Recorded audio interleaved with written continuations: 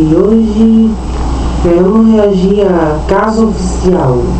Queda de OVNI no Canadá. O incidente de Shag Harbor. Esquece que você por Ender. Sim, mais um caso de ET da natureza. Absolutamente ninguém está livre do azar. Então fica a pergunta, né? Com tanto OVNI voando no céu, será que nenhum nunca caiu? Nenhumzinho? Bom, a galera gosta de citar nos Estados Unidos, mas e se eu disser que existem outros casos ainda mais misteriosos? O que a gente vai ver hoje aqui nesse vídeo é um enigma que vem intrigando os pesquisadores nos últimos 50 anos. Alguma coisa caiu no Canadá em 1967. O incidente foi oficialmente confirmado por todas as autoridades canadenses. Agora, o que foi que caiu? Caiu por quê? Quem que viu?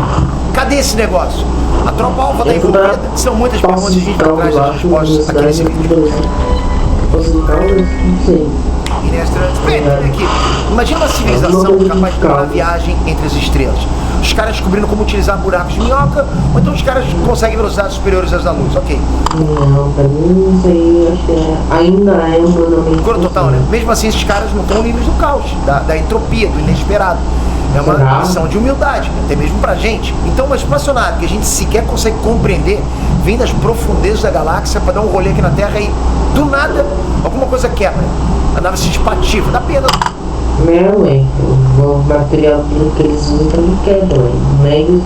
Total, PT. Não tá fácil pra ninguém, tô falando pra vocês. As leis da física estão aí pra isso. Não existe equipamento perfeito. Agora a gente vai conhecer o incidente de Shag Harbor. Não tem explicação fácil. É um mistério que eu garanto que você vai ficar bolado. Vai ter bico dando ruim. Boas-vindas ao 2XK. Também, propaganda. Noite do dia 4 de outubro de 1967, Canadá. O incidente Shag Harbor. 1967, aí, chat. Você que é do Canadá, quem estava vivendo nessa época?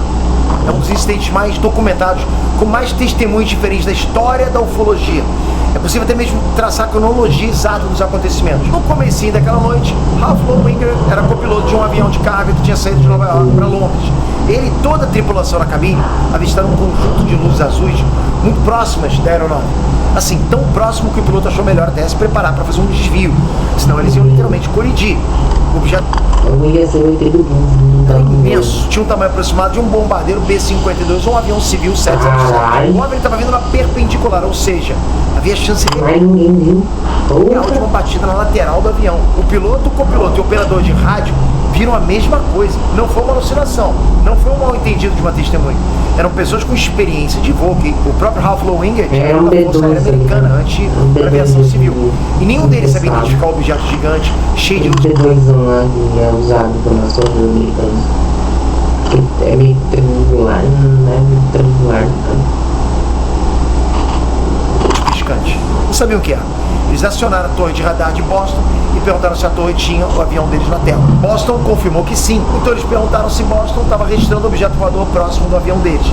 E Boston falou que não tinha nada nas proximidades. Como assim? Não teve impacto nenhum. O avião do Ralph Lowinger seguiu o destino dele. E o objeto também seguiu o próprio destino. Às 7 horas da noite, outra aeronave relatou o mesmo avistamento na mesma região da Nova Escócia, no Canadá. Era o voo 305 da Air Canada. Era aproximadamente 7h15 da noite quando o capitão Pierre Charbonneau reportou um objeto voador em curso paralelo com o avião. Será que usou alguma herbalista? Aí acabou usando isso daí? Acho que não, né? O piloto não pode. Não sei, tá ligado? Uma certa distância.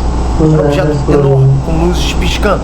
Foi o capitão Charbonneau que relatou que viu uma explosão silenciosa muito próximo do OVNI às 7h19. 2 minutos depois, houve uma segunda explosão que produziu uma nuvem azulada próxima do objeto. Em seguida, o OVNI teria perdido a atitude e a tripulação do voo 305 perdeu o objeto do campo de visão. 2 tripulações. Cara, eu acho que esses avistamentos estranhos, que são matados e tal, nada mais é que tecnologias militares não testadas, né? Aí a gente acaba vendo coisa e pensando que é o ET Bilu. Mas na verdade não é, acho que não é ET Bilu, coisas né? É tecnologias militares não testadas. Aeronaves diferentes, de países diferentes, relatando o mesmo objeto na mesma região. Tudo isso está documentado, está registrado pelas autoridades canadenses. Coincidência? Você vai dizer isso? Impossível, porque o número de testemunhas só aumenta, o mistério só cresce. Bom, naquela mesma noite, 3 testemunhas no solo, no chão, relataram ver um objeto voador enorme manobrando em direção da Nova Escócia.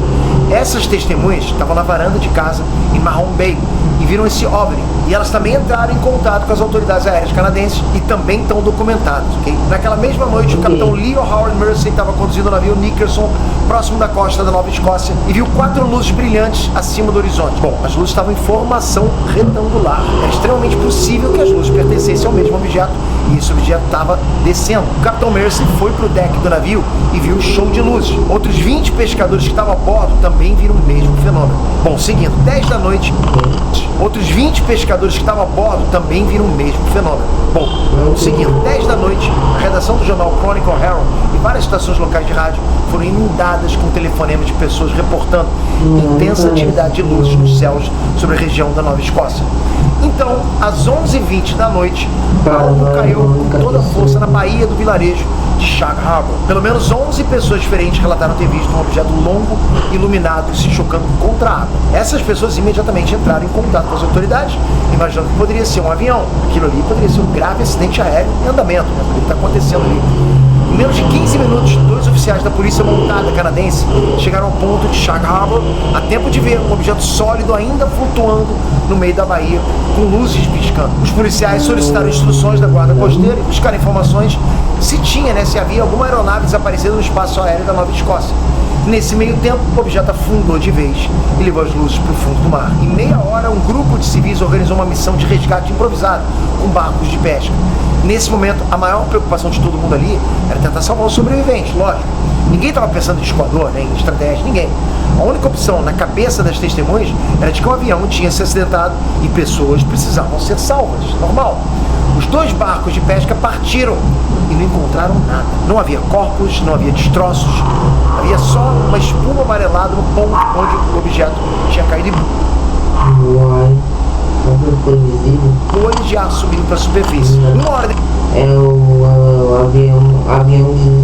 depois chegou o navio de resgate da Guarda Costeira Canadense com equipamento completo de busca e salvamento. Também encontraram nada. Nem a espuma amarelada existia mais. Na manhã seguinte não se falava em outra coisa em Shag Harbor, mas também foi na manhã seguinte que veio a estranha confirmação das autoridades da aviação. Não havia qualquer registro de aeronave comercial, privada ou militar desaparecida nos céus do Canadá. Apesar de tudo, as buscas continuaram, né? Algo tinha caído naquelas águas, isso era uma certeza, com certeza. Muitas testemunhas viram isso. A pergunta que estava na cabeça de todo mundo agora era: o quê? O que tinha caído?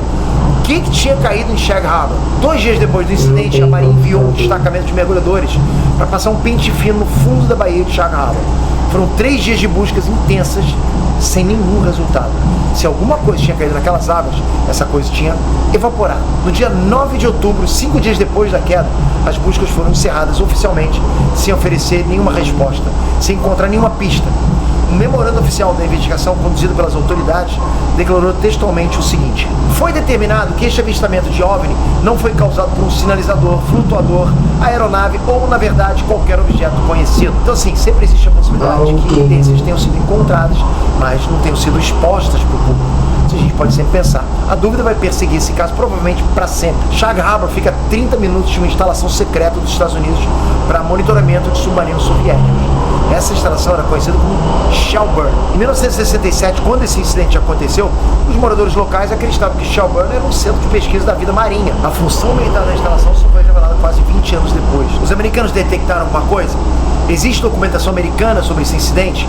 O ufólogo pesquisador Chris Stiles, ele garante que sim. Segundo fontes consultadas pelo Stiles, o objeto de Shag Harbor era mesmo uma espaçonave e essa espaçonave navegou por baixo do oceano.